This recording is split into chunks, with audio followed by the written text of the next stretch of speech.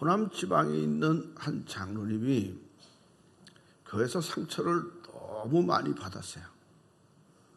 그래서 교회를 떠났어요. 그리고 타락하게 살아요.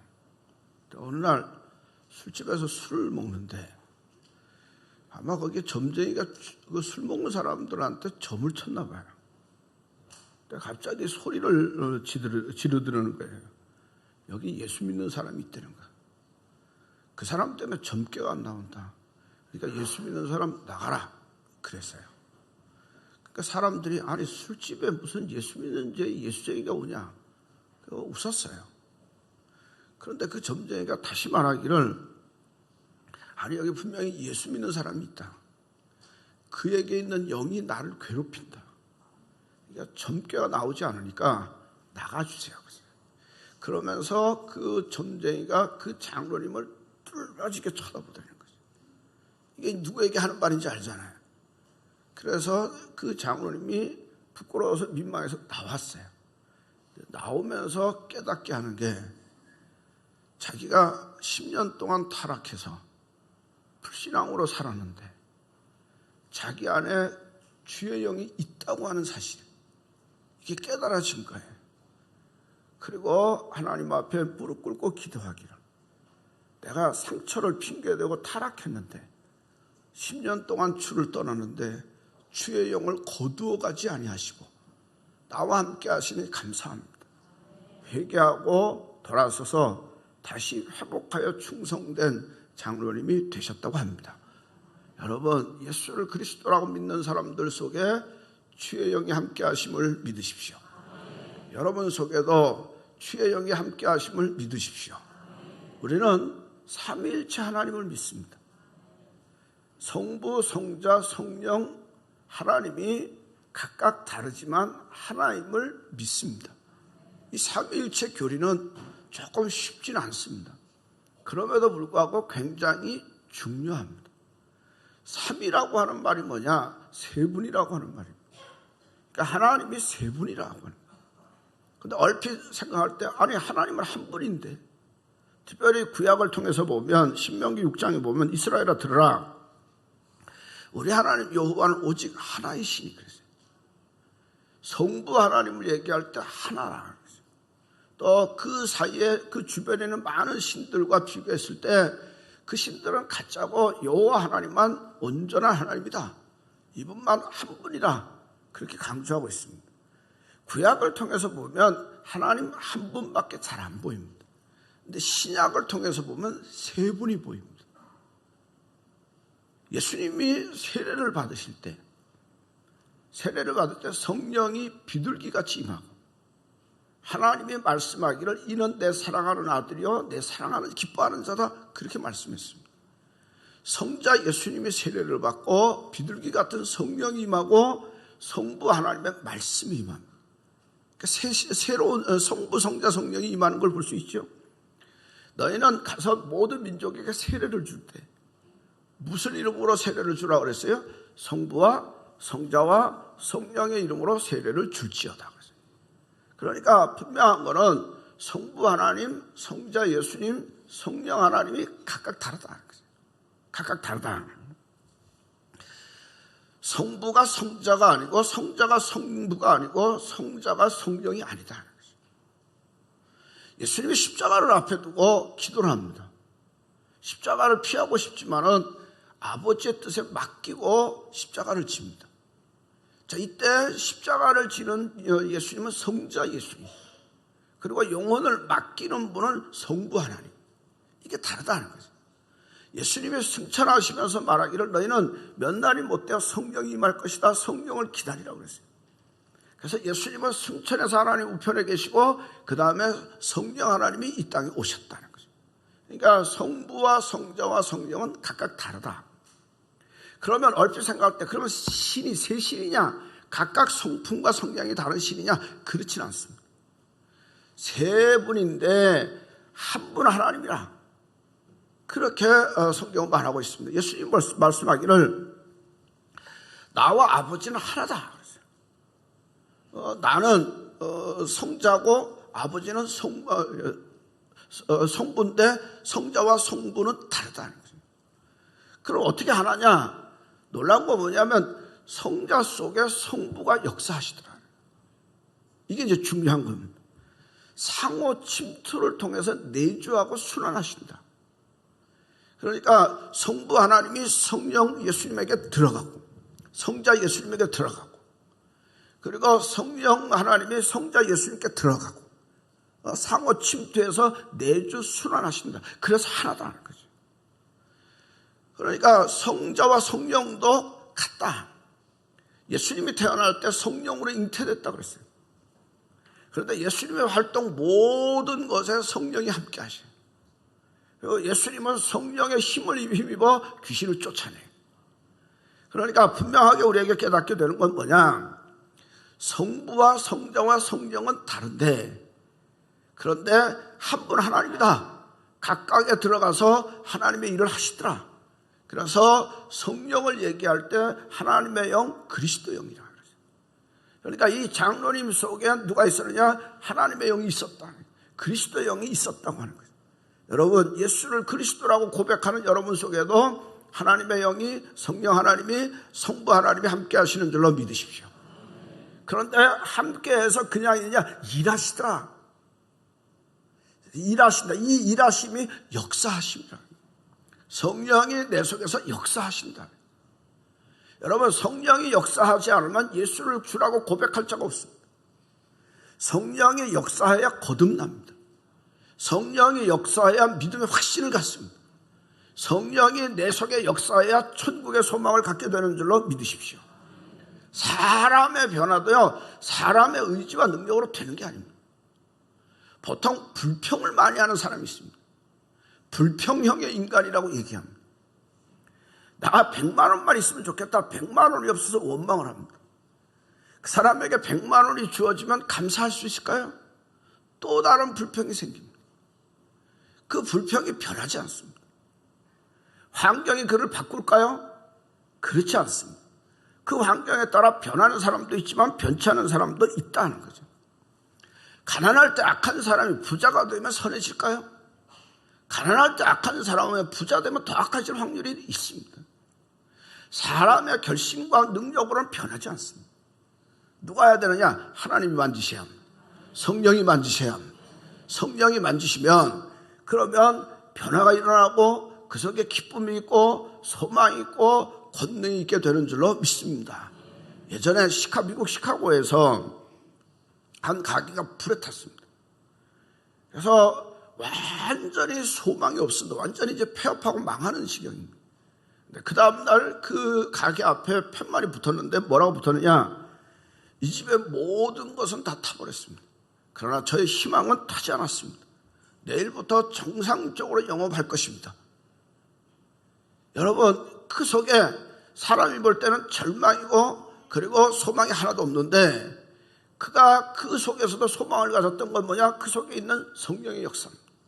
여러분, 성령이 여러분 가운데 일하시는 줄로 믿으시고 성령 안에 소망을 가지시길 바라고 성령 안에 능력을 얻으시길 바라고 하늘의 평강과 기쁨과 은혜가 충만하시길 주의 이름으로 간절히 축원합니다. 근데 성령의 역사는 참 다양하다. 성령의 역사는 참 다양하다. 우리가 보통 생각할 때 강력한 역사만 성령의 역사인 줄 압니다. 그리고 조용하게 잠잠히 임하면 성령의 역사가 아닌 줄 압니다. 여러분, 분명한 것은 성령의 역사는 강력하게도 임하지만 조용하게 잠잠하게도 임한다고 하는 사실이에요. 어떤 사람이 조금씩 변해가면 인간의 노력인 줄 알고 갑자기 변하면 성령의 역사인 줄 압니다. 어떤 사람이 병원 치료를 해서 의사를 통해서 약을 먹고 치료를 하면 의사가 치료한 줄 알고 성령의 불이 탁 임하면 안수해서 성령의 불에서 임해서 치료하면 성령의 역사인 줄 압니다. 성령의 역사는 병 고침과 능력과 또 기적을 나타내면 성령의 역사고 내 가슴 속에 잔잔하게 울리는 건 성령의 역사가 아닌 줄 압니다. 여러분, 성령은 불같이 임하고 바람같이 임합니다. 성령은 불같이 강하게 확 태워버리기도 하지만 바람같이 역사한다고 하는 말은 바람이 세게 불면 나무가 뿌리쳐 뽑히기도 하지만 바람이 잔잔하게 불면요 가지만 흔들립니다. 잔잔하게 흔들려도 바람이 부는 거예요. 그러니까 여러분, 우리가 분명히 아셔야 되는 것은 성령이 내에게 강하게 역사해야만 하는 게 아니고 정말로 잔잔하게 내 가슴과 마음을 움직일 때도 있다는 거예요. 그래서 여러분, 세미한 주의 음성을 들을 수 있기를 바랍니다. 우리의 삶 속에서 성령의 인도하심과 역사하심을 체험하고 성령 안에서 새 힘을 얻는 축복의 삶이 되시기를 주의 이름으로 간절히 축원합니다. 또 하나, 우리가 성령의 역사를 어떤 식으로 생각을 하냐면 감정적이고 신비적인 거로만 합니다. 그런데 성령의 역사는 지적이기도 합니다. 보통 생각할 때 뜨끈뜨끈 또 탁 치는 것 같고 이러면 성령의 역사 같아요. 그래서 대개 이런 체험을 하다 보면 신비적이고 감정적인 게 치우칩니다. 그러다가 잘못 가면 신비주의로 빠집니다. 그래서 가끔 성령의 역사가 그건 줄만 알고 성령하면 거부하는 사람들이 있습니다. 이거는 잘못한 겁니다. 요한복음 14장에 보면 성령은 예수의 가르침을 깨닫게 한다고 해서 생각나게 한다. 요한복음 15장에 보면 성령은 진리의 영이라고 했어요. 내가 평소에 깨닫지 못하는 걸 깨달으면 성령의 역사고 안 거를 깨달으면 성령의 역사가 아닙니까? 그렇지 않다고 하는 거죠. 내가 모르는 것 깨닫는 것도 성령의 역사고요. 내가 알았지만 더 깊이 깨닫는 것도 성령의 역사라고 하는 거죠. 여러분, 우리가 성경을 이렇게 읽어볼 때 지식이 있으면 잘 깨닫고 무식하면 못 깨닫습니까? 그렇지 않습니다. 성령께서 역사하시면 지식과 상관없이 깨달아지고 보여집니다. 기도할 때도 어떤 때는 기도가 잘 되는데 어떤 때는 기도가 잘 안 됩니다. 왜 그러냐? 성령께서 내 기도를 인도하시면 기도의 문이 열리고 기도가 힘이 있습니다. 그런데 성령의 역사가 없으면 기도가 막힙니다. 그래서 기도할 때 중요한 거는 성령 안에 기도해야 될 줄로 믿으시라 이거죠. 고린도전서 12장에 보면 성령의 은사에 대해서 말씀하기를 은사는 여러 가지나 성령은 같고 그랬어요. 은사는 여러 가지나 성령은 같고 여러 가지 은사 중에 어떤 은사가 있느냐? 지혜의 말씀, 지식의 말씀도 있어요. 우리는 보통 은사하면 방언하고 통역하고 능력을 행하고 병 고치고 이런 거로만 아는데 성령에 주시는 은사는 그것만 있는 게 아니라 그것도 성령의 역사지만 우리에게 지혜와 지식의 은사도 허락하여 주신다고 하는 사실을 깨달아야 돼요. 여러분, 진리는 아무나 깨닫지 않습니다. 진리를 깨닫는 건 하나님의 영이 내게 함께해야 깨달아지는 거지. 내 지식으로 아는 건 아니더라는 거죠. 예수님이 십자가를 앞두고 이제 죽음을 앞뒀을 때 제자들이 방황하고 어려워합니다. 그런데 예수님께서 제자들에게 뭐라고 말씀하시느냐? 너희 두려워하지 마라. 두려워하지 마라. 성령이 너희를 가리킬 것이다. 성령이 우리를 깨닫게 한다고 하는 거죠. 요즘 새벽기도 때 베드로 전설을 보거든요. 베드로는 원래 무식한 사람이에요. 그리고 겁쟁이에요. 고난을 얘기하는데 고난하고 상관없는 사람이에요. 그런데 성령의 권능이 그에게 함께하니까 한 번 설교할 때마다 3,000명이 회개하고요. 그리고 그의 입에서 나오는 말씀이 베드로 전서 후서가 되고요. 성령이 그를 붙들으니까 고난의 사람이 되더라. 너희가 하나님을 위하여 고난받는 것 두려워하지 말고 기뻐하라. 하늘의 상과 영광이 있을 줄로 믿으라고 말하고 있어요. 여러분, 우리는 머리가 아무리 좋아도 자꾸만 잊어버립니다. 지난주에 제 설교가 뭔지 기억 못하는 사람 많습니다. 그래도 감사하죠. 한 몇 년 있다 또 하면 아멘 할 거니까. 이게 사람의 기억력이 잘 생각이 안 납니다. 아는데 생각이 안 나요. 그런데 때를 따라 생각나게 하는 건 누구냐? 성령이 하십니다. 성령이 생각나게 하신다 그랬어요. 너희가 전도하러 갈 때 무슨 말을 할까 걱정하지 마라. 성령이 너희 입에 말씀을 주실 것이다. 성령이 말하게 하심을 따라 말할지어다. 여러분, 성령은 감정적이고 신비적인 것만 아니라 지적인 능력이 있어요. 성령이 우리를 깨닫게 하고 생각나게 하시고 선한 길로 인도하시는 줄로 믿으시고 성령 충만한 믿음의 삶이 되시기를 주의 이름으로 간절히 축원합니다. 부부가 살다가 보면 말없는 남편이 매력으로 하는데 살다 보면 소통이 안 돼. 잔소리하는 아내가 이뻤는데 어느 세월이 가다 보니까 지긋지긋해. 결혼하기 전에는 매력 포인트가, 증오의 포인트가 돼. 왜 이렇게 변했을까? 사람이 바뀌었을까? 그건 아닙니다. 사랑할 때는 성격 차이 나도 극복이 됐습니다. 사랑할 때는 말없는 남편도 귀했고요, 말만을 안 해도 좋았습니다. 사랑이 다 극복하게 했습니다. 근데 사랑이 식어지니까 이게 딱 크게 보이는 거예요. 그러니까 성격 차이로 이혼한다? 아니, 사랑이 식어서예요. 사랑만 넘치면 모든 건 문제되지 않습니다. 여러분, 신앙생활도 비슷합니다. 성령이 충만하면 하나님이 날 사랑하시면 확신합니다. 하나님이 나와 함께 하시면 분명히 믿어집니다. 이 확신과 믿음이 있으면 혹시 문제가 생기고 혹시 내 뜻대로 안 돼도요, 다 걱정할 게 없습니다. 날 사랑하시는 하나님이 합력하여 선을 이룰 것이 확실하니까. 그래서 다 이깁니다. 그런데 성령이 소멸되게 성령의 충만함이 없어지면 하나님이 살아계실까? 하나님이 날 사랑하실까? 별 생각 다 합니다. 그래서 조그만 문제가 되면 걸려 넘어집니다. 그래서 신앙생활 잘하는 비결이 뭐냐? 성령 충만하시길 바랍니다. 하나님의 영으로 충만하시길 바랍니다.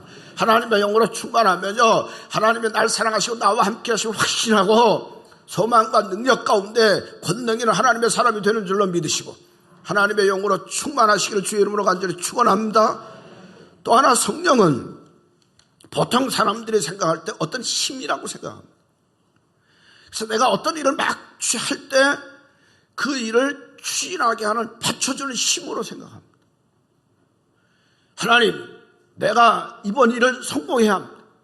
이거 좀 받쳐주세요. 성령님 받쳐주세요. 성령이 받쳐주기도 하죠. 하나님, 돈 벌어야 되는데 해결해 주세요. 여기가 취업해야 되는데 해결해 주세요. 이게 왜 이런 생각이 나오느냐? 무속신앙의 영향입니다. 우리나라의 무속신앙 샤머니즘은 인격이 없습니다. 주체가 없습니다. 그냥 밀어주는 힘으로 여깁니다. 성령은 그런 거 아닙니다. 성령은 인격체입니다. 성령은 지정의가 있습니다. 성령이 알고요, 성령이 근심하고요, 성령이 기뻐하고요, 성령이 의지가 있습니다. 그래서 너희는 성령을 근심케 하지 마라. 성령을 근심케 하는 자는 성령이 대적한다고 했어요. 아나니아 삽비라는 성령을 속이다가 그 자리에서 죽었습니다. 그러니까 성령을 내가 부리는 어떤 힘으로 여기면 안 되고요. 성령은 인격체입니다. 모시고 사십시오. 환영하며 사십시오. 함께 사십시오. 그 성령이 우리에게 놀라운 권능과 능력을 더하여 주시는 줄로 믿으시라. 납 한 조각이 물에 넣으면 물속에 잠길까요? 안 잠길까요? 잠긴답니다. 그냥 잠긴대요. 이게 만유인력 법칙의 지배를 받아서 그냥 잠긴대요. 그런데 같은 납 조각을 나무 토개도막에다 붙여놓으면 잠길까요? 뜰까요? 뜬대요. 왜? 만유인력 법칙보다도 부력의 법칙이 지배해서 뜬대요. 우리에게 깨닫게 하는 게 있어요. 인생 내 모습은 납덩이 같아요. 그래서 빠지고 자빠지고 넘어지고 그래요.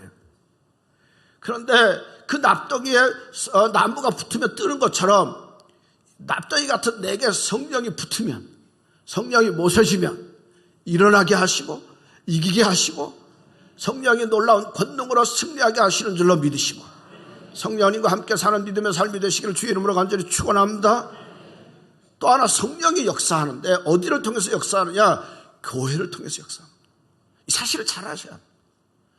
초대교회에 몬타니즘이라고 하는 운동이 일어났습니다. 초대교회가 처음에는 성령 충만해서 활성화되고 힘을 얻고 살다가 이게 점점 식어졌습니다. 그러면서 교회가 예식이나 지키고 교리나 강조하고 딱딱하고 굳어졌습니다. 그럴 때 몬타누스가 성령의 부흥운동을 일으켰습니다. 그랬더니 그 당시에 터툴리안이라고 하는 유명한 신학자도 함께 했습니다. 이단이 판치는 모습이었습니다. 그런데 때가 되니까 그 이단은 다 약해지면서 한 군데 집에서 불에 다 죽었습니다. 여러분, 우리나라에도 이단들이 횡행합니다. 한동안은 구원파가 횡행할 때 권신찬 목사가 대단히 인기가 있었습니다. 오죽하면 신학대학에서 부흥의 강의를 했어요. 그래서 어떤 신학대학의 교수가 정모라고 하는 교수가 있는데, 이분은 인품도 좋고요, 신앙도 좋은 신학자인데 글로 빠지더라고요. 그래서 이게 대단한 바람을 일으켜가는데, 근데 지금도 보면 다 사그러졌습니다. 지금도 어떤 이라는 교주가 자기가 성령이라고 말합니다. 그래서 대단한 힘을 얻는 것 같지만, 역사를 통해서 우리에게 깨닫게 하는 분명한 사실은 뭐냐? 성령은 교회를 통하여 역사하시더라는 거죠. 교회를 통하여 역사하시더라. 이 사실을 믿으시길 바랍니다. 현혹당하지 마시기를 바랍니다. 여러분, 기독교 역사를 통해서 보면 사도신경이 만들어진 과정도 보면, 또 교회의 성경이 66권이 이렇게 모여지는 정경의 과정도 보면 다 누가 하시느냐? 성령이 하시더라. 성령이 교회를 통해서 역사하시고, 교회를 통해서 은혜를 주시고, 교회를 통해서 축복하여 주시는 줄로 믿으시고, 주의 몸된 교회에 붙들려 믿음으로 살고 기도하여 성령의 은혜와 능력 가운데 사시기를 주의 이름으로 간절히 축원합니다. 여러분, 모든 은사는 성령의 은사입니다. 모든 은사는 성령이 주신 거예요. 내게 주어진 달란트도요, 성령 하나님이 주신 줄로 믿으셔야 돼요. 내가 음악을 잘하는 소질이 있다, 성령이 주셨어요. 내가 돈 버는 재주가 있다, 성령이 주셨어요. 내가 기계를 잘 만진다, 성령의 은사예요. 내가 손대접을 잘한다, 성령의 은사예요. 내가 잘 섬긴다, 성령의 은사예요. 믿으시면 아멘. 믿으시면 아멘. 성령의 주신 은사이기 때문에 주신 하나님의 뜻대로 쓰셔야 돼요. 그 은사를 가지고 내 자랑이 돼서는 안 되고요, 하나님께 영광 돌리는 은사자가 되시면 그 은사가 여러분에게 복이 되고 행복이 되고 권능이 될 줄로 믿으시길 바랍니다. 마지막으로 중요한 거는요, 성령이 우리를 거룩하게 해요. 성령의 9가지 열매가 있어요. 성령의 9가지 열매는 사랑과 희락과 화평이에요. 오래 참음과 자비와 양성이에요. 충성과 온유와 절제예요. 우리가 보통 충성하자, 자비하자, 아니 그런다고 되는 게 아니라 성령이 충만하면 자비가 맺혀지고 양선이 맺혀지고 오래 참음이 맺혀지고요, 충성하게 되는 줄로 믿으시라 이거죠. 그러니까 예수 안에서 성령의 은혜를 받았는데 점점 자라서 열매가 맺혀지는 사람은 성령의 사람이에요. 그런데 성령의 은사를 받고 펄펄한 것 같은데 열매가 없는 사람은 성령의 사람이 아니에요. 살아있는 나무는 꽃이 피고 열매를 맺어요. 죽은 나무는 열매를 맺지 못해요. 여러분, 내가 예수를 믿으면서 성령 안에서 살면서 하나님의 영 안에서 점점 내가 점점 정말로 사랑이 넘치고 희랑이 넘치고 점점 화평이 넘치고 기쁨이 넘치고 충성이 넘치고 온유함이 가득하면 성령의 은혜가 충만하게 임한 줄로 믿으십시오. 근데 문제는 어디 있느냐? 오래 믿었는데, 예수 믿은 지는 오래됐는데 희락은 없어지고 사랑은 점점 없어지고 점점 빡빡해지고 점점 내 주장대로 하고 내 권세대로 하고, 이 사람은요 회개해야 돼요. 다시 말합니다. 회개해야 돼요. 왜? 하나님의 영이 없으면 그리스도인이 아니에요. 회개하여 성령 충만함을 받으시기를 바랍니다. 회개하여 성령 충만을 받아야 그리스도인이 되는 거예요. 오래 믿었다고 그게 중요한 게 아니라 성령의 사람이 돼야 돼. 하나님의 사람이 돼요. 여러분, 성령님을 사모하시기를 바랍니다.